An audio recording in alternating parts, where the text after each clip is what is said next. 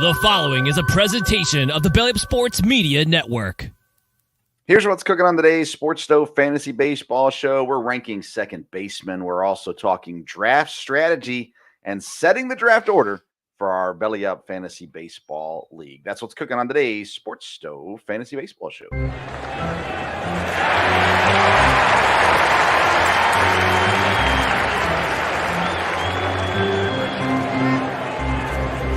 Play ball!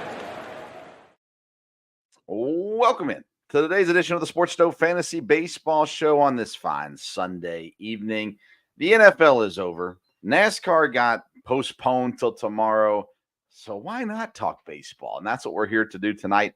We are presented by BellyUpFantasySports.com, Righteous Felon Jerky, and SeatGeek. I'm your host, Vince Stover, joined as I am pretty much every Sunday of the fantasy baseball year by the one and only senior fantasy writer for BellyUpFantasySports.com, Kevin Wilson. Hey, Kev, how you doing, man? Man, we're doing great over here, Vince, because we're past the Super Bowl now, and March Madness is about a month away. Spring training is underway. Position players reported today, and college baseball got underway yesterday. So baseball is open, and it's exciting to talk about. I'm real excited about this whole show right here. So I'm ready to get started. Yeah, I'll tell you what. So, I'm catching clips and stuff on social media from the Brewers and from other baseball teams too. Different things going on. Of course, pitchers and catchers throwing for the last couple of days, and now people showing up. I saw Milwaukee. They've got Sal Frelick, a stud, young outfielder, working at third base right now. So there's, then you think fantasy stuff. You think, oh my goodness, there's guys that are going to be moving positions. Maybe getting eligibility at other spots and the fun that brings as well. We'll talk about some of that more once we get to our second segment of the day. But we've got a lot going on today. So here in just a moment, we're going to set the draft order for our Fantasy Baseball League that we run through the show and have members of the Belly Up Network on with us during the draft and throughout the year. And we're going to set the order, and we're going to use that opportunity to talk about draft strategies depending on where you line up throughout the first round, and hopefully be a help to some people, at least get people thinking on some things as well. And that's what we're going to do in our first segment. It's a segment we like to call our Fantasy Burner.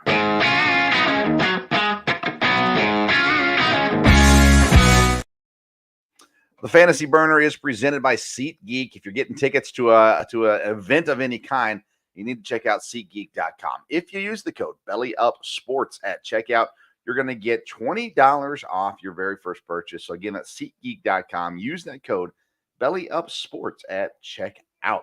So like I said, for our Fantasy Burner segment today, we are working on draft order and then draft strategies as well.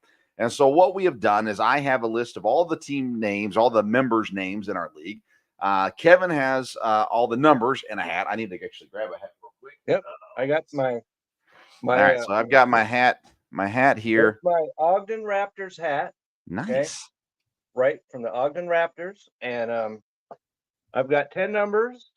There's just so you can see. There's number 6. Okay. And all right. So hold it back up and put it in. There should be 10 numbers in there. I've got 10 names in here. And so here's what we're going to do. I'm going to draft a name. Kevin's going to draft a number. That'll put us our draft order. And then we're going to talk about draft strategy for that number as well, because most of you watching will care less about where I'm picking in this draft. But you do care about where you're picking in your drafts. And so that's what we're going to talk about here in this segment. So we're going to start here. Again, I'll draw a name. Kev will draw a number, and that can make it as random as possible at the very least. So here we go. We're going to draft the first name and number. 3, 2, 1, pull.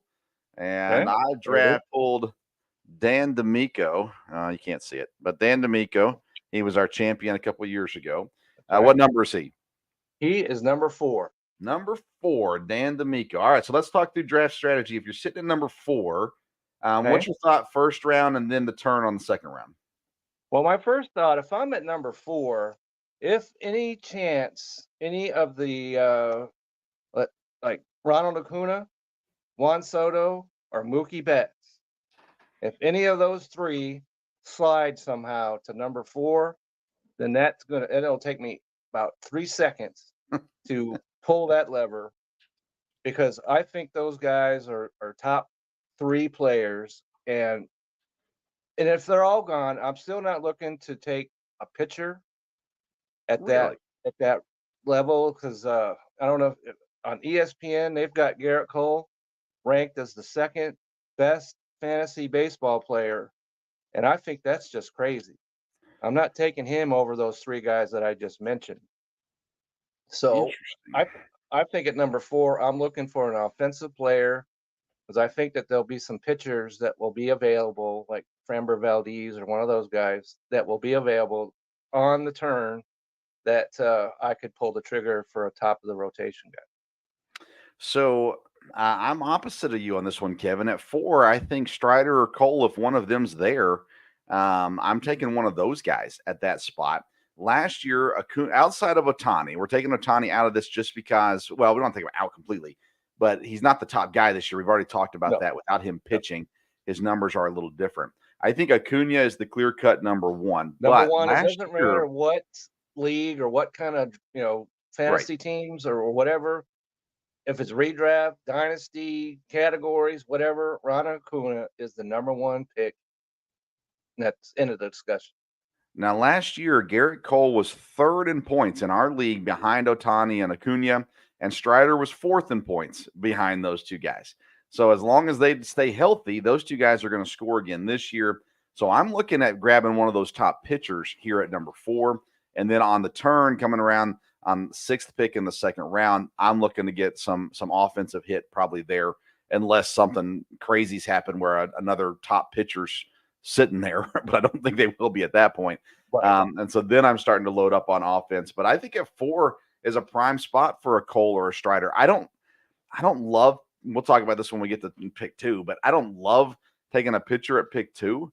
But at pick 4, I think is kind of that spot where I'm starting to say, yeah, that's where I want to find my ace at if I'm sitting there at 4. And then I'll go offense in the next round, depending on who's sitting there, and things like that. So I'm Okay. intrigued by that. All right, let's grab another one. Okay. 3, 2, 1, pull. I've Pull. got Mike Brown. He's the Mike co-founder of Okay. Belly Up Sports. I'm gonna drop my hat, and this is gonna go all down the drain here. What number you got? All right, so Mike Brown, congratulations, you are number 1. Pick number 1. It's rigged. Right. All right, so let's talk about this strategy though at 1. We've Okay. already said Acuna is the guy to get at 1. I think you have to Yeah. take Acuna at 1. You have to, It's coming off wild that if you season don't. that he had.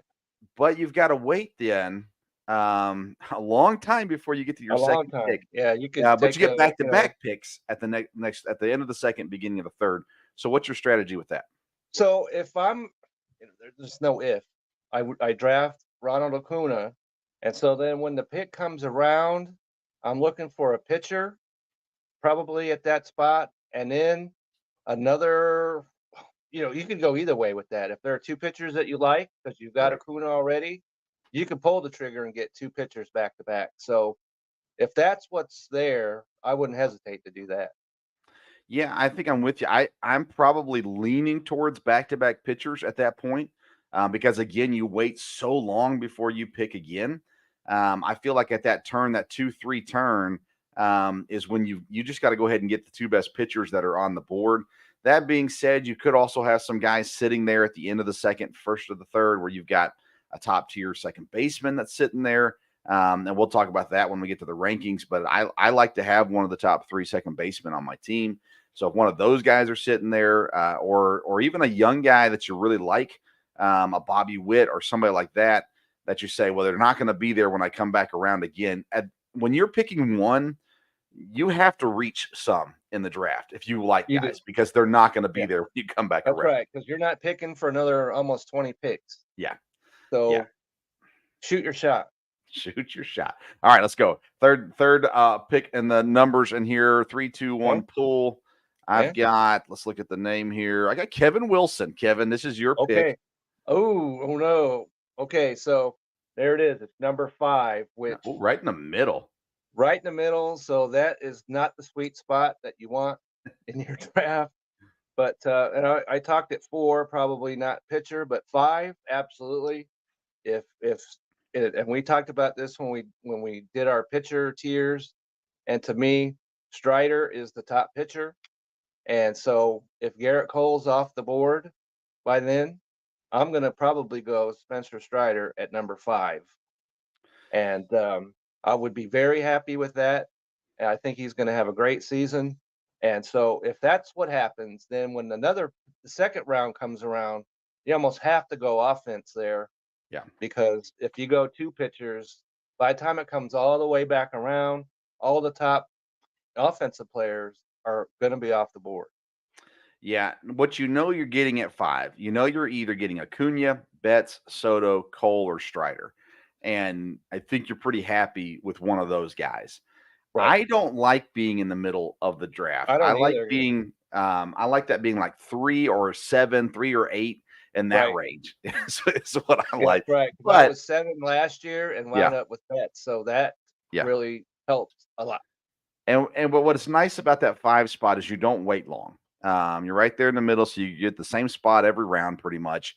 And you're sitting there knowing, okay, you can kind of count out who's going to be gone by the time you get there, and you don't have to wait horribly long on it as well. I agree with you. I think if you go pitcher at 5, then when you come around to round 2, there's not a pitcher unless again Cole or Strider slides, which they're not going to No. because you and I are in the draft.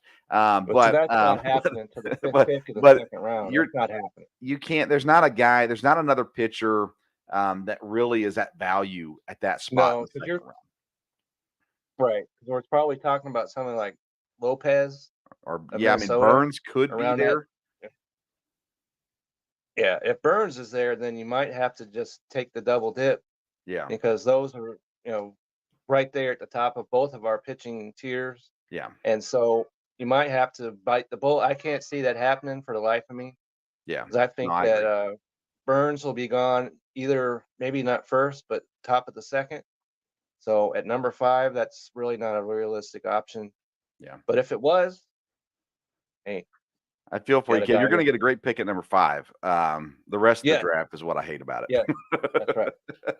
All right, let's go with another one here. 3, 2, 1, pull. The name is Jason Bailey, new to the league this year from the South End Zone podcast. Is number 2. Numero dos. All right, so Acuna goes 1. Right. Who goes 2?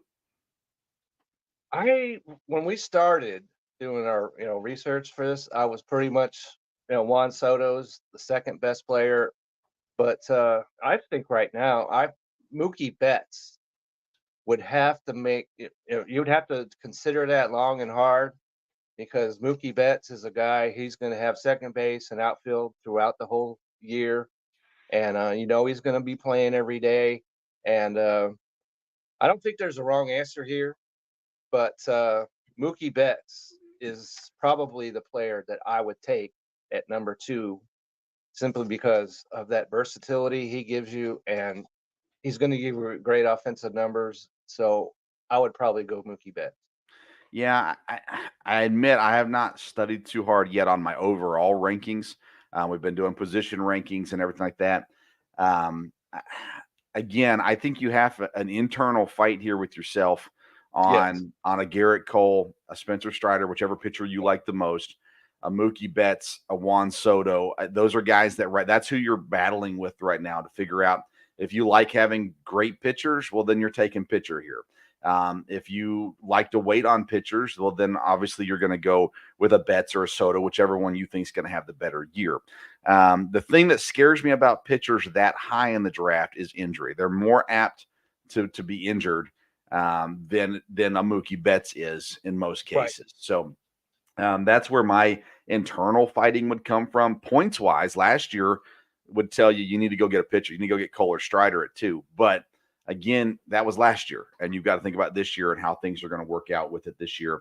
And I think it's the same idea as we talked about with the pick number 1. When you come around to the second round, it's the same thing. If you go pitcher in round 1, you're going offense in round 2. And honestly, at that point in round 2, you're probably going to go offense no matter what, because I don't think there's a great pitching value at that pick. But you're going to pick again at a few more picks in the third round.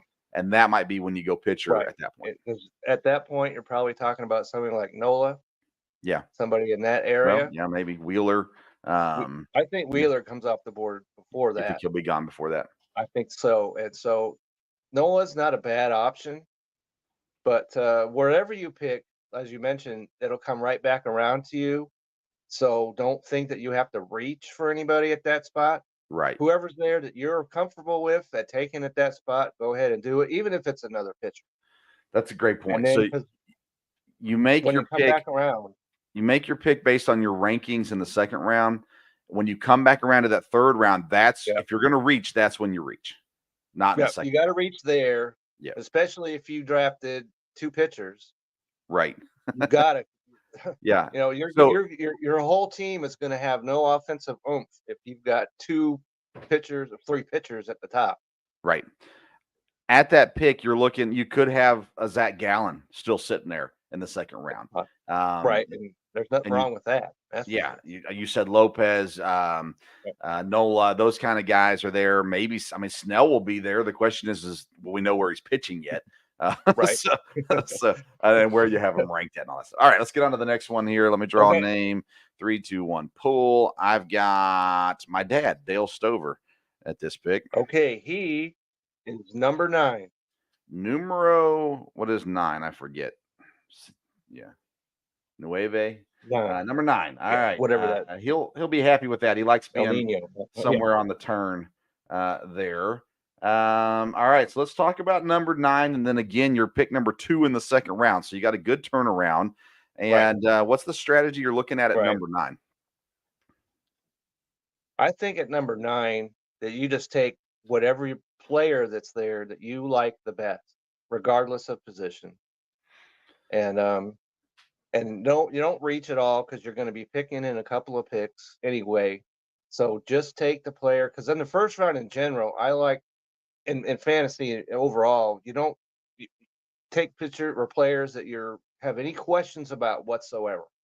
To me, so at number 9, you take the player that you feel the best about, and I would say that if you're at number 9, and let's say because the first baseman, I think both of us agree that that's a player that we could probably wait a little bit in the draft. But at number 9, Freddie Freeman, if he's sitting there, might be a player you're going to have to invest in.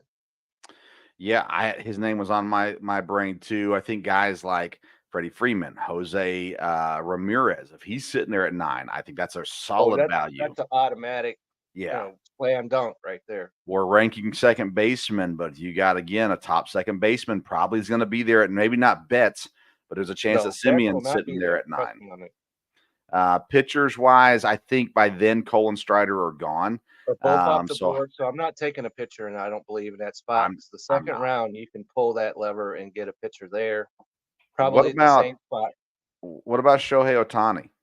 Shohei Ohtani.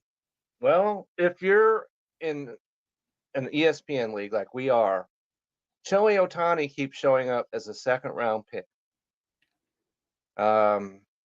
If you get him in the second round, I think there's value. There's a lot of value there.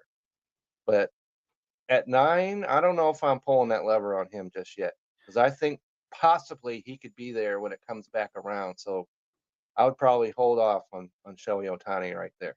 If I'm sitting at 10, I am praying that you're picking Kyle Tucker at 9 because I Okay. ain't drafting Kyle Tucker. So Right. that's what I'm. I've had him before, and there's been some times where he was outstanding. Yeah, Then there are times where he disappears. yeah, So I'm with you, and he's ranked like in the top 5 or 6 on yeah. ESPN. He's the number 4 hitter. Okay, Yeah, and so yeah. I if he's can't. there at 9, I don't know. You might think about that, Yeah, that's but what I'm hoping. Because I ain't yeah, drafting you him. might So have to think about that. I probably would not do that, yeah, but so whatever you do, don't reach at number 9 because the second round is coming in a couple of picks. Then, as we talked about in the probably the whole second round, you can reach a little bit there as you know you're going to be sitting there for another 20, almost 20 picks. yeah. And You'll have that's a where little you bit. might reach a little bit. That's where you're looking at. If you really like these guys, you're looking at, well, I think Matt Olson on the second round turn. I don't love Matt Olson in the first round, but No, on that second no, round he's turn, I not going in like the first. Corbin So, Carroll. How much you love yep. Alonzo Guerrero, somebody like that. It's a little Well, high for Alonso's some of not those happening. guys, but Guerrero's not happening at number 9. It's yeah. But again, no, those are not my at 9. I mean, on the turn in the no, second round. or whatever that would be. What, 12? I guess. Yeah, And yeah. so I'm not taking Guerrero or Alonso at 12. All There's right. value to be had later at Let's first. move on to the next one. Okay. This will be for our defending champion, Chase Thornton. Okay. Here. Okay. Let's see. Chase. He's number 6. Number 6. All right. So kind of the same strategy as you have at 5. I really think that the top 2 pitchers are gone by 6. And that means that you're left with your options of like Jose Ramirez. How much Yeah, do you love Matt Olson? I How know. much do you love Kyle Tucker? Those kinds of Yeah. guys, I think, is what you're looking at. Freddie Freeman. Those are the kind of guys you're looking at 6. At 6, if both pitchers are gone, so I think Ramirez is the player that you slot in there because he's a third baseman and he puts up stats year in, year out. And so he could, maybe Cleveland's not the best team, around him, but he's going to be there. He steals bases, he hits home runs. And so at number 6, I would have to say Jose Ramirez, come on down. Yeah, and then you make the flip to the second round. It depends on how much you like those pitchers. ESPN has Kevin Gossman and Zach Wheeler sitting in that area. So Burns even as well. Chase is a Brewers fan. Burns isn't with Milwaukee anymore, but if he's sitting there in the second round at that spot, I think that's a good spot for one of those pitchers. All right. I totally agree with that. And so there we have it. All right. Next person on the list is myself. Yourself. Okay. Give me a good one, right. Kev. You are number 8. Number 8. Oh, my dad is going to be irate at this. He doesn't like picking close to me. All right. Okay. So this is your pick. I'll let you go first on this one. Okay. So at 8, again, it's not a good spot for a pitcher for me. At 8, unless Strider or Cole is sitting there, which I don't think they will be. So then again, I'm looking at the same guys: Freddie Freeman, Jose Ramirez. Those are the 2 guys I'd like to see sitting there. One of those 2 guys at 8. Shohei, to me, it's too high for Shohei. Too high. And so I don't love that pick. If somehow a Mookie slides, there's not a lot of guys I like at 8. I like the second round better than the first round sitting at 8, just because then you've got guys that I'm interested in, the Corbin Carrolls, Ozzie Albies. We'll talk about second baseman again here in a few minutes. I don't love Bregman, but he's, points wise, it makes sense, I suppose. I don't love him there. And again, pitchers at 8, unless it's Cole or Strider, I'm just not taking a first round pitcher. Yeah, if it's Cole or Strider happens to be there, that's a no-brainer. But after that, whatever you're feeling, go ahead and do that. If follow it's your Ramirez rankings, there, right? Yes, right. In the first round, you follow your rankings. I agree with that. And so if Ramirez is there at number 8, you fall all over yourself about that. Yeah. And because like you said, I'm not looking at any kind of outfielder there because I think Corbin Carroll will be there at the second round when it comes back to you. So here's the problem, Kevin. Okay. Dad thinks he knows how I think, which I mean, I put it out here on the show, so he should. Right. So there's no mystery. But having Dad in between me and my picks will be an issue because I know Dad will try to grab some guys that he knows not going to come back around to him again. And he knows that, I'm interested in too. And he still thinks we're hiding things from him, Kevin. I try to tell him we're not. But, Dad, we're not hiding. They're open-ended right here. You know what I'm saying? So now that being said, there is not a San Francisco Giant that I'm going to be drafting first or second round. Second, so they're all yours, Dad. Well, but I will have to deal with that. I will have to deal with about Logan Webb. Yeah. He's a pitcher. If you're at the end of the second round, maybe you look at. But Yeah, other he would than have that, to be for me, he has to be 4th round personally. well, if he's Um, there in the third, I'm pretty happy with that. yeah. So That yeah, being don't said, as the draft Giants, goes on, Dale, don't do it. yeah, Okay, yes, don't. he won't. As the draft goes on, it becomes more of an issue because then I've got to make a pick in front of him, knowing that he gets 2 picks before I pick again, and it just causes some stress and some family disputes. But anyways, Well, it'll you be know what? fine. Last year he You have the stole aspirin somebody from available. Dan, right? Or 2 years ago. Stole I don't Yeah, remember one of those years he got someone from Dan at a weird it was 2 years ago. Internet went down, ESPN crashed, and there was an issue. But anyways, that's all in I the past. remember that. That's right. It was Yeah. 2 years ago, and we Yeah. stopped the draft. And there was a player there was players after him that we started the whole draft over from his Yeah. point on. Yep, I remember that. All right, so we're still filling number 3, number 7, and number 10. The next one that was picking is going to be Nathan Nguyen. He was at the bottom of the Nathan barrel last Nguyen. year. He's That's committed right. to do So better this year. Where's Nathan that's picking? right. Come on, Nathan, bring on the power, and you'll be doing that from pick number 7. Pick number 7. This is one of my favorite picks in the draft. Okay, that's where Your I was a first year ago and wound up with Mookie Betts. Yeah, I feel like your first pick at number 7 is it's just going to be whoever falls in your lap. That's what you're Right. waiting for at number 7. Then it gets fun once you get into the next few rounds. But I like it because there's not a lot of stress at 7. It's just you got to sit and wait for the guys in front of you to pick. And then the best guy that's sitting there, a Freddie Freeman, again, a Ramirez, if he happens to make it down there. Those kinds of that's the kind of guy you're looking at this point. Shohei, if you love Shohei, again, I'm not taking him at to me, 10 is the top line for Shohei. I'm not taking him there, but if you believe in Shohei, I mean, this is the time to do it. Well, we're not talking about 10 just yet, but number 7, I agree with you at 100%. If any of the players that we've talked to so far come to you at number 7, you do that. Yeah. And so even if you're high in Freddie Freeman, if one of those players that we come to you, you let someone else take Freddie Freeman, and you go ahead and pull the trigger. If it's someone like Ramirez, something like that, I would do that 100 times over Freddie Freeman at number 7. Yeah. So I've got 6 guys that I want one of those 6, and there's a good chance I'm not going to get any of those 6 being at number 8. And so for Nathan, if he's sitting there at 7, then it's a matter of, do you like the same 6 guys that I like? And if one falls, are you going to take them? And if not, then who do you like? Maybe you like a pitcher. He's a Phillies fan. Maybe he likes Wheeler enough to go grab Don't do Wheeler it, there. Nathan. Don't do it. No, do it. Yeah, No. do it. Well, I'm in front of him, so it really doesn't affect me one way or the other. Do it, Nate. Go out there and get Bryce Yeah, Harper. That's a name we haven't brought up a whole lot. Okay, not in the first round at all. Yeah, Nowhere near that. But again, if you're going to go homer picks, Don't do it, Nathan. that's what you're looking at. Wheeler and Harper, those kinds of things there. There's no A's going in the first round, by the way, for Nathan either. All right, let's go. We got 2 more picks, number 3 and number 10.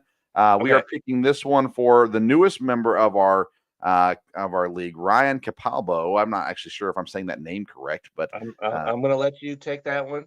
Okay, where's Ryan picking? So Ryan is going at number 10. Number 10. I like number 10 because, 10. again, if I'm not in the top 6, I like going back to back. I like getting the first pick of a new round. Those kinds of things as well. And I think at number 10, you have all kinds of options on the board. Going 10, 11, I like going pitcher here. If the 2 pitchers are gone, which they should be, and there's a chance then that you've got the best of the next tier of pitchers. So whoever you like, Burns, Wheeler, Lopez, whoever it is that you like, Gossman, whoever Probably it is, Gossman, you take one of those at 10, and then you take an offensive player at 11, in my opinion. Or it doesn't matter which order you do it in. You're going back to back. Right. So I think you got to go one pitcher because, again, Kevin, it is a long time before you pick. It is. Absolutely. And so, we've talked about Ohtani, and that's a spot where you could pick whatever player you like at 10 and go Ohtani because then it's the second round. Yeah. And then, if he's not the Ohtani of old, it's not the same kind of value that the first round would not, that really matters one way or the other because you're picking back to back. But I would do that, pick whoever I like at 10, and then go Ohtani at number 11.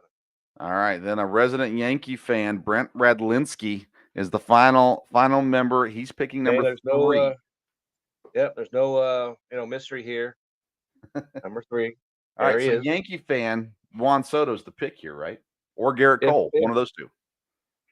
that would work if I'm a Yankees guy and Betts goes 2 and Acuna goes 1, of course. But if that's the scenario, then I'm going Soto every single time over Garrett Cole. I think him going to the Yankees, maybe there was something about the West Coast that just wasn't agreeing with Soto over there. But he's back on the East Coast, and we all know the New York media will be difficult to deal with. But I think he'll be more comfortable in New York, believe it or not. I'm And so I'm I going like him at that Cole. spot in that short right field porch. I think Juan Soto is up for a really good season. I think number 3 is the ideal spot for pitcher number 1, whoever that is on your list, Strider or Cole. To me, that's the perfect spot. I think 3 and 5 are the 2 picks for pitchers, in my opinion, in this draft. And I think, but again, I don't think you go wrong. I don't think you go wrong if you pick Soto. I don't think No, you go wrong there's if you no, pick yeah, Betts if he's there. It's just a right. matter of what you believe in the most. But Cole has been so consistent over the years. Soto, I'm big on Soto this year too. But the big thing is, man, did he drop the ball last year? And so do you believe that he's back? We both believe he's back, but I still trust Cole and Strider I, more than I trust Soto. right. And we've talked about this where both of you and I think Strider is the number 1 guy Yes, this year as far as pitcher goes. And so if you're going to go pitcher there, then I'm doing Strider. I agree. And but even I wouldn't do either one of them at number 3 because you're going to get 160 games out of Soto, and even though he didn't have a great year, it wasn't awesome. It was right there, and It was so 495 points in our league last year that Juan okay, Soto got. That okay, puts him, I'm trying to pull up the numbers now from last year. That puts him down at about 10 on the offensive side of things. And then your okay, pitchers, you had Cole, Strider, Gallen, Castillo, Snell, Wheeler, Gossman, Webb, Lopez, Gilbert, Eflin, Burns, Bassett, Valdez, Kirby were all more higher points than him last year. Now, again, it was a down year, and I but expect so it him was to a beat out down a year lot of for the those pitchers. entire Padres organization. Yes. So I expect them to beat out a lot of those pitchers, but I still think that Strider and Cole are above Soto on my list Okay. for points wise. I think they're That going would to not score be more. the case with my list because I would take 8 seconds to pick Soto because I think in New York we're really going to like what he puts together. Yeah. He's if his outfield partner can stop running into fences and injuring his toe, that is a heck of a batting order right there. Have those Yeah. 2 guys together, and so I really like that a lot. So if I'm number 3, it's got to be Soto if he's there. Yeah. If he's not, I'm going Mookie Betts because I'm really high on him, and not just Yeah. because I I do too. had him last year, but that second base outfield, Yes. eligibility, it's Yeah. hard to ignore, and I wouldn't ignore it. Yeah. So And I any of think those 4 too, guys that are ahead of me, if you want to let Mookie Betts slide, that'd be just fine with you. I'll send you like a pizza or something. That being said, you come around in the second round. I think if you don't go pitcher in the first round, I think you got to go pitcher in the second round. You might even go pitcher second and third round where you're Third round picking right because there. you've got your offensive piece. Yeah. I like that too, and it's not that long between third and in the Second and second third. Yeah. round, and it comes back around. So I could see going and getting a couple of pitchers right there, Valdez or one of those guys, and you'd be setting yourself up pretty well. If you got Soto and a couple pitchers, then you could just pretty much relax and figure out what you're going to do the rest of the way. Yeah, I agree. All right, so the draft is set for us. We've talked through draft strategy for each of these 10 positions. We go a 10-man points league. Obviously, if you have a 12-person point league, it extends out a little further, or a 12-person league, it extends out a little further. But that being said, that's our fantasy burner today, talking through draft strategy. We're going to go to our second segment of the day, which we like to call our Call to the Pit.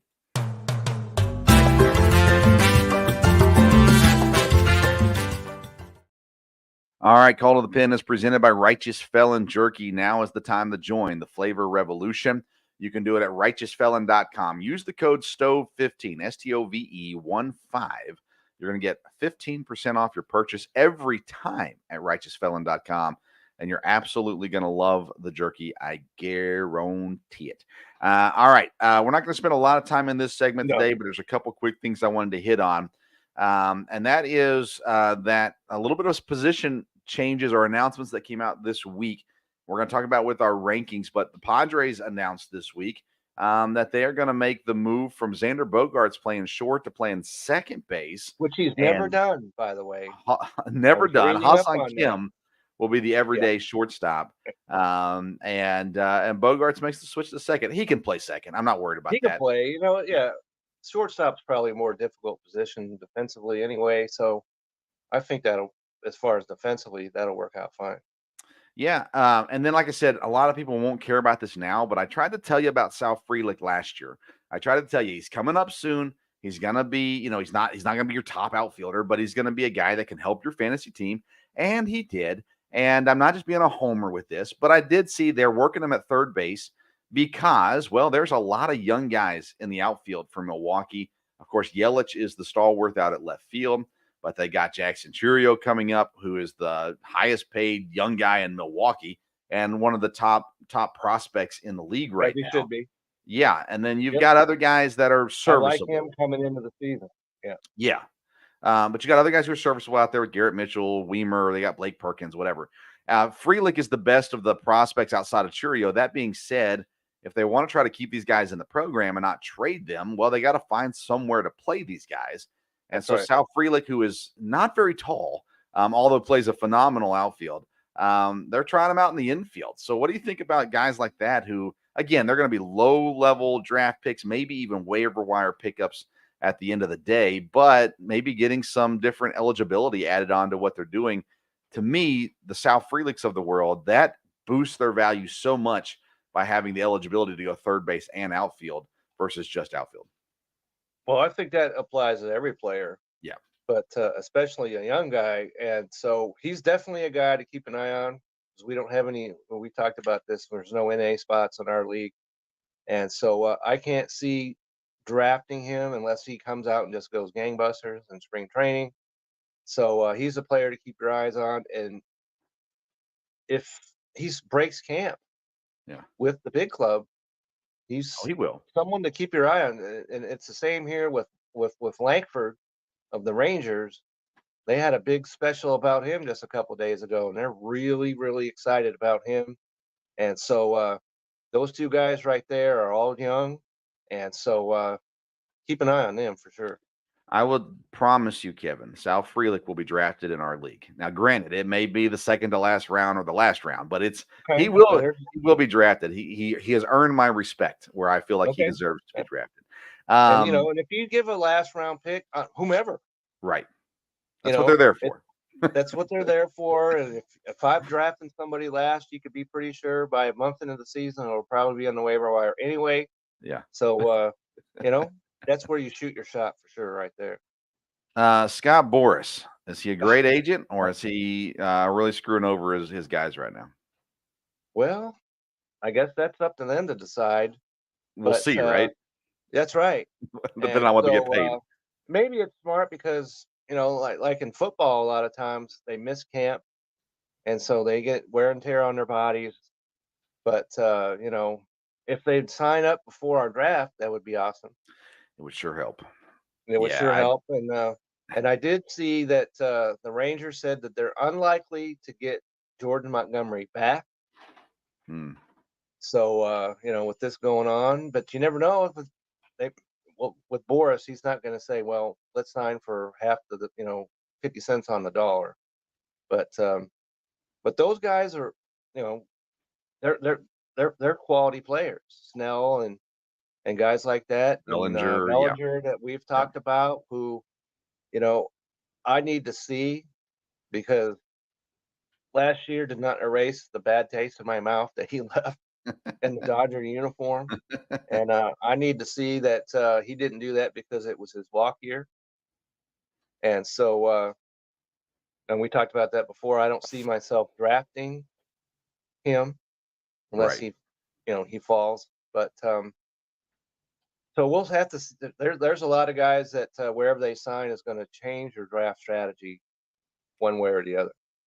One guy who did sign this past week, Jorge Soler, goes to San Francisco I on a like 3-year that deal. a whole He's lot. going to bat number 4, it looks like currently is where they have him slotted in at, with Jung-Hoo Lee batting first, Estrada second, and Lamonte Wade third. And then he'll have someone like Conforto or Yastrzemski or Flores behind him. You say you like it. Tell me why. I like that because the Giants, they lacked any kind of power. I don't think he's going to go to San Francisco and hit 36 bombs or whatever. But I think their order is good enough that where he gets some quality pitches there. And so anyone that bats in the middle of a lineup, you need to take consideration for. And he's not going to go, early enough in drafts where you're really taking a shot or taking a chance with him. So even though, when it comes to the Giants, I'd rather let your dad deal with that. But he's a player that I think that signing probably makes more sense than just about any other signing that we could talk about. Interesting. Last year was his best year, no doubt. 36 home runs. He did have more home runs in Kansas City in 2019. But 36 home runs, 75 RBIs. His K rate was 24.3%, which was the lowest other than 2021 in his career. It's still not great though. No, not great, but when you see improvement, that's a positive sign. Right. That being said, San Francisco is a better park than Miami for power. Right. Well, and that's not saying a whole lot because it really isn't, because the Giants is not a hitting ballpark. Yeah. We all know that. I've actually been around that park, and so I've seen it. And power hitters, yeah, Well, let me add to if he that then. can. Okay, go ahead. His batting average was as good as it's been since 2019 by a good stretch, actually. And maybe, he hit 36 home runs, but maybe having that extra field to work with helps the batting average out, where he's either not just popping out or home running. Sometimes he's dropping some in the gaps and things like that. Right. And there's a lot of gaps area in San Francisco. And so, I like that signing for them. I like that better than Toscar Hernandez coming to the Dodgers. Yeah. And so, the Giants did themselves pretty good shape on that deal right there. Yeah, I agree. I think it's a decent one. Now, be careful, folks. If you're watching social media, the team's going to tell you this pitcher, this hitter, they're looking better than they've ever looked. But remember, it's the first week of spring training. Right. Settle down, give it some time, let things settle into place, and go from there. I want to get to our rankings, so that's what we're going to do for today's Call to the Pen. Again, sponsored by Righteous Felon Jerky. Go to righteousfelon.com. Use the code STOVE15 to get 15% off your purchase. Let's go to our second baseman rankings and our fantasy focus.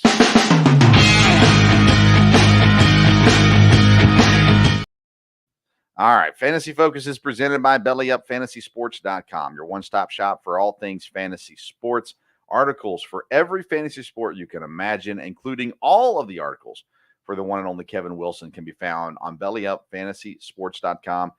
We had some former Belly Up guys return to the Belly Up fantasy side of things recently as well. So maybe some old familiar faces for some of you who've been around for a while. But that being said, make sure you check out the website, BellyUpFantasySports.com. All right, we're ranking second baseman today, and I'm excited to get into this because I'm really curious to see how your tiers line up with this. And let's start right at the top, man. Tier number 1 What's yours looking like? Okay, so tier number 1 has one player and one player only. And we've talked about him already quite a bit, and that's Mookie Betts. And so, whatever you want to talk about, he hit 307, 39 homers, 107 RBIs, 40 doubles, 179 hits. It just goes on. But the thing that's really impressive to most about, which you just talked about, Soler's, what was it, 24 whatever percent strikeout rate. Yeah. Here's what Mookie Betts is: 15.4%, Nice. and his walk rate is 13.9%. That is stellar. And so, whatever you're looking for, he'll give it to you. And he's the only second baseman that comes anywhere close to being a first round draft pick to me. And so, he stands far head and shoulders above every other player. So I battled with this one a little bit. I've got two guys in tier 1. That being said, Mookie is clearly number 1. I got Marcus Semien there also because if I didn't put Semien in tier 1, I'd have to put him alone in tier number 2, and I didn't want to do that. So I put him in tier 1. He is a end of first round, early second round pick, in my opinion. Mookie is definitely a top 3 pick, in my opinion. So I agree with you ultimately on this, that Mookie is the clear-cut number 1. But I think Semien didn't belong with the guys that I have in tier 2. Not sure that he belongs in tier 1, but at the same time, I didn't want to have one guy in tier 1 and one guy in tier 2. So I put Semien in tier number 1 along with Betts. But I think Betts, for me, I'm not taking Semien. Probably, I don't think I'm taking him. I could take him at 9 or 10, possibly. I don't think where I'm sitting at number 8. I think that's still a little too rich for my blood. But that being said, I think he's deserving of being I think he's clear cut number 2 at second base over the other guys. You agree with that or no? So I would agree with that. Yes, okay. I would agree with that. So I've had him in my tier 2. I've got 2 players here. Okay. And that's Semien and then Ozzie Albies.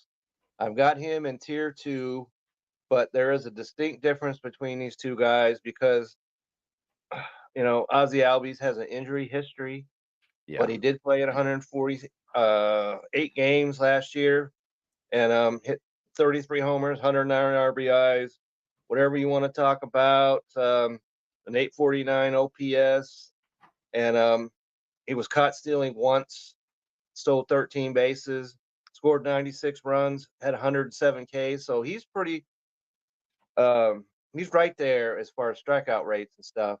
But Marcus Semien, almost to his detriment, he's going to be there every single day. He played every game and every inning that the Rangers played last year.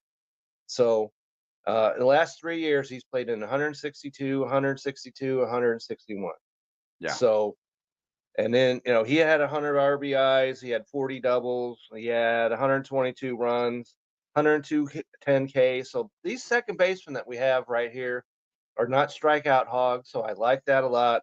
Walked 72 times. And so Marcus Semien is at the top of this tier. And if Ozzie Albies puts together the kind of year he's capable of doing, he's not that far behind to me, Marcus Semien. So Betts, Albies, and Altuve are the sexy names at second base, but Semien is the consistent. He's just there. And you just can't ignore that. That being said, I love Ozzie Albies. I've had him in multiple leagues, multiple times. I really like Albies. I've got Albies in tier 2 as the clear-cut number 3 second baseman, but I've also included Altuve on this list in tier number 2. And this is a projection above projections here, Kevin. Okay. Jackson Holliday in tier 2 also. Ooh, you look at his numbers in the minor leagues and you see what his potential is. Now, I understand that to draft him as the number 5 second baseman is a reach at this point where he is, because we are not positive that he's going to have an opening day job. We do not know that yet. That being said, I am willing to bet on Jackson Holliday. And even if it means a guy that I'm going to have to draft and take up a roster spot on my league for a month or two until he comes up, I'm willing to do that. Now, how high? That's a good question mark. Am I willing to take him in the third round? I don't think so. That's a pretty big reach. That being said, I think his talent puts him in tier number 2. His promise puts him in tier number 2. His projection does not put him there according to ESPN. But that being said, ESPN, their rankings are not always right. So I've got Albies, Altuve, and Holiday in my tier 2. Okay, so when we look at overall, Ozzy Albies in ESPN is ranked 32nd overall. He's 23rd in Fantasy Pros. So if you're dealing with Fantasy Pros, that's not as big a value. But if you can get Ozzy Albies maybe at the end of the second or start at the third, there's a lot of value here. And so he's a player that you could, if you don't take him in the second, he won't be there, of course, when he comes back around in the third. Right. So, but these two guys I have grouped together, and I started because I have Jose Altuve. That's where I first came, and he is in tier 3 by himself. That's where he started By himself. Okay. by himself. Because the guys that we're getting ready to talk about, I kind of had them all in the same, but Ozzy or Altuve, Jose Altuve, I have him ranked over those guys. And so, but even though he only played in 90 games last year, and that's why I don't have him in tier 2. The Astros obviously believe in him because they just signed him to a deal. But when you look at some of these things, 90 games, he still hit 311. Right. And he still had 14 steals, and he only got caught twice. And so this guy right here, if he's healthy, and you're taking your chances on him, if he can be healthy, because they've got Jose Altuve and ESPN ranked over Albies. I think that's insane. I agree. But so the value here is not where I think it would be for Ozzy Albies. But so I had him in my tier 3 by himself until the announcement came that they're moving Xander Bogaerts over to second base. Okay. So with that knowledge, I'm moving him into this tier with Jose Altuve, even though he was a disappointment, but that was as a shortstop. If you put him in at second base now, I think he's got the stats that will, and he's playing every day. And so I liked him as a second baseman better than a shortstop. So I'm slotting him in this tier right here. And I think you have to know that San Diego players are going to be better this year than they were last year. There's no way they can be as bad as they were. They have to be with Tatis and all the rest of them. Yeah. They have to be. Yeah. Tatis, by the way, had a really good year. We'll talk about him and outfielders, but right. Yeah, I'm big on him. Okay. So your tier 3 is Altuve and Bogaerts. Right. My tier 3 is a clump of guys that I assume at least some of these are going to be mentioned in your tier 4. I go Ketel Marte, Nico Horner, Luis Arias, Xander Bogaerts is here, and I put Matt McLain from Cincinnati in this tier also.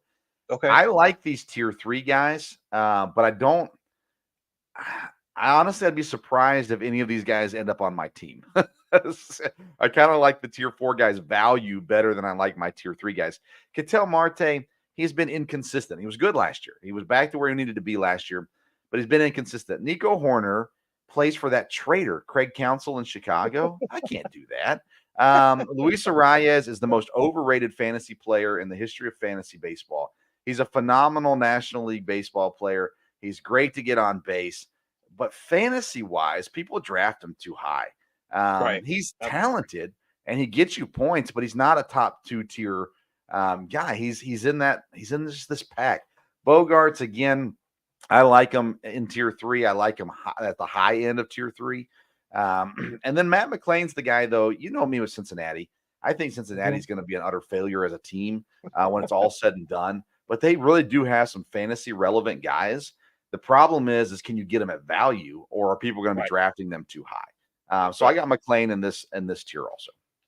So in this tier, it's pretty much coming down the line. I got Ketel Marte here, and I got Nico Horner. I got Gleyber Torres, even though I had to force myself to write his name in his spot. But then I got Arias, and the reason why, because in a points league, his strikeout rate is 5.5%. Mm. So he doesn't strike out a lot, doesn't walk a lot either, but he's ranked at number 6 on ESPN. That's Yeah. not happening. That's not No. happening here. But I'm tiering these guys up, in the rankings that I feel that they belong in, not where I'm going to draft him. Right. So I did have Arias last year, and he was flirting with 400, at times and whatever. But but he was a value for me last year at number 6 in the second base ranks. That's not happening. No. And then, Well, even last though year we he have, had first base eligibility. that's right, And that that's right. helped his value for sure. That's right. And so in this tier, even though we talked about Bogarts a minute ago, I've got Ha-Seong Kim in this Mhm. spot. And the reason why I have that is because he's second base, he's shortstop, and he's third base eligible. And so maybe that won't be the case next year if all he does is play short. But right now, ESPN and Fantasy Pros both have him in the top 10 at second baseman. I think that's a little rich also.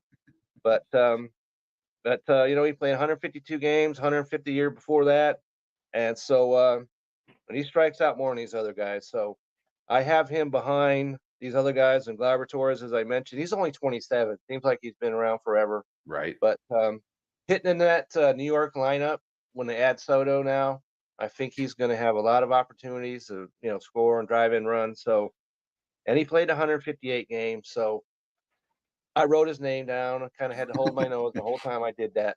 But all these guys are in my tier 4. I think they're there. And I really like Nico Horner, even though he plays for your trader over there. But Yeah, the baseball gods are so not going to these guys reward right here Chicago, are Kevin. pretty much the same player eventually. I agree. Okay, But I'm telling you, I'm down with you on that one. the baseball gods are not going to reward Craig Counsell. He did the ultimate backstab. Okay, It will not be rewarded. Just know the curse is on Chicago this year. I mean, we're talking ACL injuries. We're talking Tommy Johns. Like it is the baseball curse is on Chicago, and I feel bad for the players because it's not their fault. It's right. not their fault. It's Craig No, Counsell's fault, but it's just the absolutely. way it's going to happen. But My if you tier 4. Now okay, go ahead. you had some of the guys that I had in tier 2 and your tier 3, and so on. I've got Ha-Seong Kim as the top of my tier 4. He's number 11 in my second baseman ranking. I've got Gleyber Torres right there with them, Jeff McNeil right there with them, and Bryson Stott, right there with them in Okay. Philadelphia. To kind of round out my tiers. Again, I think the guys that I had in tier 3, Marte, Horner, Arias, Bogarts, and McLean, I think they're kind of the same player, like you said. And I think Kim, Torres, Stott, McNeil, kind of the same player. There's not a lot of difference between their values, in my opinion. I don't love Bryson Stott, but I feel like there's potential in Philadelphia for them to have a good year, and I think he would be included in that. And so that's why I have him in my next tier. I've got Andre Jimenez, Bryson Stott, because he's the 146th overall player, and he's second shortstop capability. So there's some value there to me. And this is where I slot in Matt McLean because I like him, but he only played in 89 games last year. And so I need to see that again before I move him up. On Fantasy Pros, they've got him ranked number 5 overall at second. That's not happening. Okay. On ESPN, he's ranked number 11. And I think that's a little more. I can take that just a little bit better than number 5 overall. But so these guys, and especially Jimenez, 159th overall. If you can get a starting second baseman in the 15th round, and he does a lot. 76 runs. He does it all. So he kind of slid back a little bit because he hit 297 the year before, but I think he's capable. So Andre Jimenez is a guy that I could see having some value in this tier. Jimenez is a guy that I see best player available hitting through the draft, and I just kind of keep skipping over him. And he's the kind of guy that whoever's auto picking in the 9th, 10th round ends up getting Jimenez because he's just at the top of the list currently available. And it's like, maybe not 9th and 10th round, but late in the draft. And it's a guy that every time I come, it's my pick. I'm like, should I draft him? I don't know. Nah, it was kind of down last year. You know, he's He was a still in little Cleveland, down, right? right? Yeah, you know, Cleveland's not that good. You know, no, I'm going to pass on him. Jimenez is a guy that never ends up on my team, but it's a guy that I consider for like 3 rounds before someone finally picks him. So, All right, let's get in. I see. Yeah, we need to hurry up. So, one caution tier I have, that's Zach Geloff of the Oakland A's, because Fantasy Pros has him ranked at number 12 at second base. He plays for the worst team in modern history, and so he only played in 69 games. So I'm not sure what they're basing that on. And I know he could steal bases or whatever, but still, that I'm cautious with that. I'm not taking him at the number 12 spot at second baseman. If somebody No. else wants to do that, you go ahead. I'm not doing it. Okay, so I've got him as my sleeper, and Okay. value. Now not at 12 though. Not at No, 12. Although that's what honestly, definitely got me off of him at number 12. Yeah. I like him as much as the guy that I've got sitting at 12, but I'm not going to draft him at that point. But you said it, 69 games last year, 14 home runs, 14 stolen bases, hit 267. He plays for the A's. In our league, we do have someone who likes the A's, and Nathan Nguyen. So there's That's right. potential that he gets sniped by him. But in my opinion, he's the kind of guy that you can sit on and wait. And if you still need a middle infielder and you're getting down there in the 15th, 16th round, the ways down there in the draft, I mean, he is a guy. The A's give you one player every year with fantasy value. As much as their team stinks, they give you one player with fantasy value. And I think he's the guy this year. So I've got him as my value pick, actually. Well, one of my two. The other guy, Kevin, is Gavin Lux. He got hurt last year, Great. didn't get to play. There was high hopes for him last year. He was going to be the everyday guy at shortstop, actually, last year, and gets injured, doesn't play. Now he's back, and you talk about an under-the-radar potential guy. I mean, look at that lineup in LA and what he's hitting after. If he's healthy, I like Gavin Lux as a potential value pick late here in the draft. Okay, so even though he plays for the Dodgers, I do not have him on my tiers. My value tiers I have Jorge Polanco, simply because he's ranked 255th overall. I He's like gonna him be better the than starting Jimenez. Absolutely. Yeah.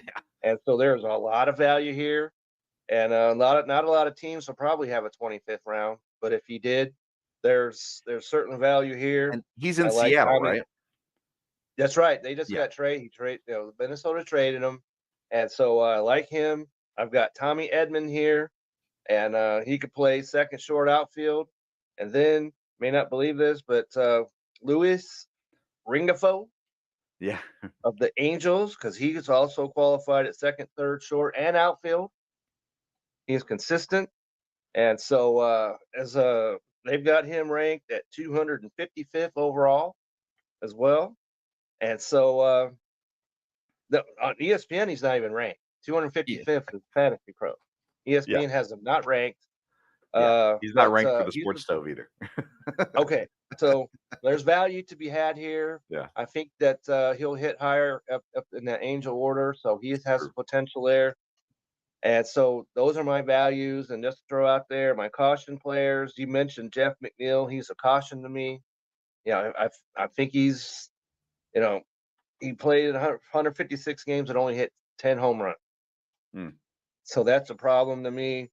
And so I got him, and then I got Brandon Lau of the Tampa Bay Rays right here. Because he's not ranked in ESPN either, and that's a good reason why that is. Because it's a long time ago since he hit home runs and everything else. He only played 109 games. I will have nothing whatever to do with Mr. Brandon Lau. Yeah, so my cautionary tales, my guys that I'm not going to draft because I don't think their value is good on these guys, is Luis Arias, Miami, and Gleyber Torres from the Yankees. Those are two guys that they're going to give you points and they're going to get you things. I just think they always get drafted too high. So for me, the value's not right for those guys. I will say this: got a text message from a friend who tunes in here and there, and he brought up Jose Caballero, second baseman, shortstop for Tampa. Did not play a ton of games last year. May have more opportunity this year, especially with Franco not being around. And just a guy to watch. He's not a draftable guy at this point.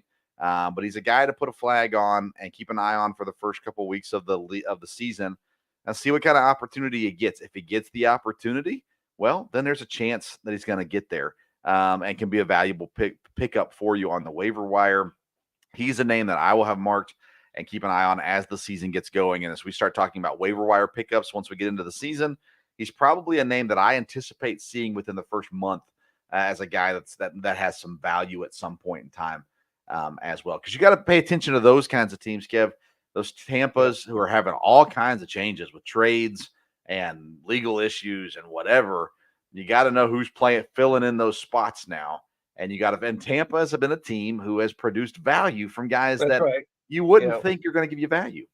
That's right, because my name's not Eric, and so I don't hold out disdain towards Tampa. So I think that you're onto something. Whoever you said emailed you that or texted you that, hey, good on you. Let's give him credit. Brad Taylor, he hosts the Bottom Line Lexington radio show, ESPN Radio in Lexington. Shot me that information. So there you go. Give him a full shout out. But you mentioned Brandon Lau and Tampa. He's one of the few Tampa players who doesn't have multi-position eligibility. A lot of the Tampa guys do, whether first and third, second and short, second and third, whatever it may be. There's a lot of Tampa just produces guys who play all over the field, so they get positional eligibility. And they're a good team to look at later in the draft for guys too. All right, let's close up the show. I agree with that 100%, but Brandon Lau, he's too fragile. Yeah, I agree. That's why they don't play him anywhere else but second base.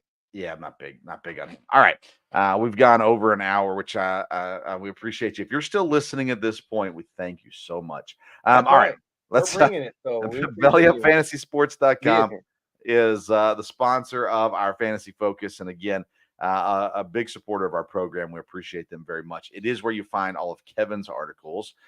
Kevin, tell us what's on the stove right now for your fantasy articles.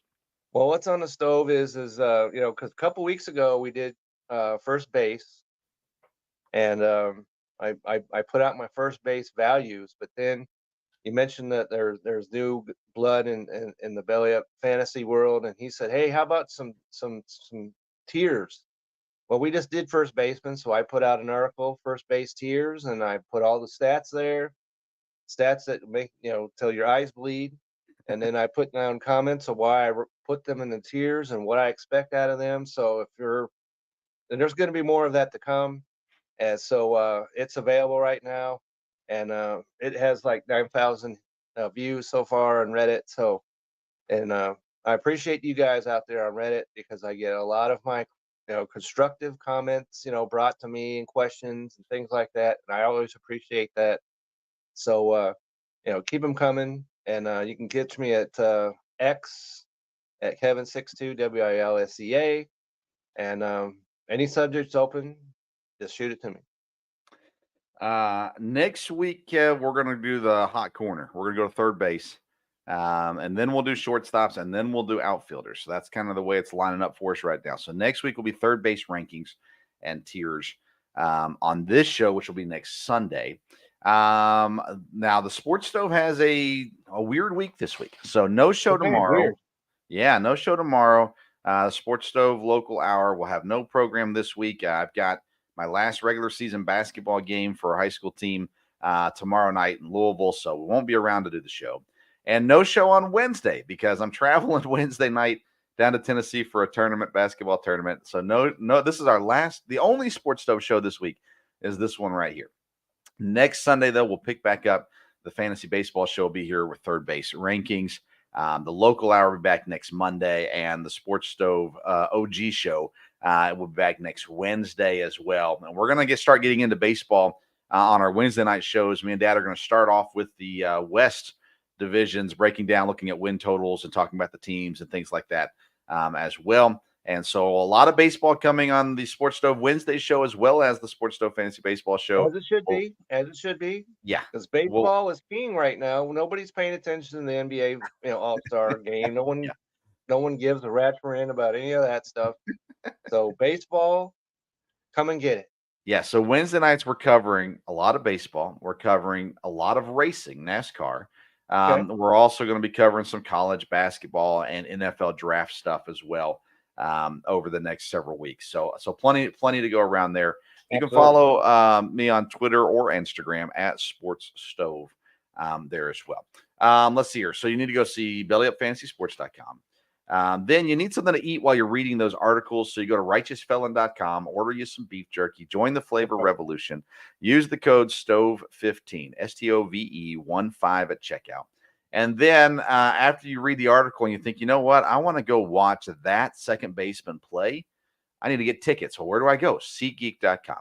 Use the code BellyUpSports. You get $20 off your purchase there at SeatGeek. And then we got you an endorser of that. I'm also a client. So there you go. Yeah. I've used them in the past. Just don't use them to go see Peter Gabriel. That's all I'll say about that. Okay. That's a story for another day, my friend. Yeah, all right. That's it for this edition of the Sports Stove Fantasy Baseball Show. Feel free to leave a comment on the tiers that we gave. Do you agree or disagree? Feel free to give us your thoughts on that as well. And we got our draft orders set. So looking forward to that. We'll start making fun of our fellow league members in the near future also. But thanks to Kevin, thanks to SeatGeek, Righteous Felon, and Belly Up Fantasy Sports as well. Until next time, we'll see you around the Sports Stove.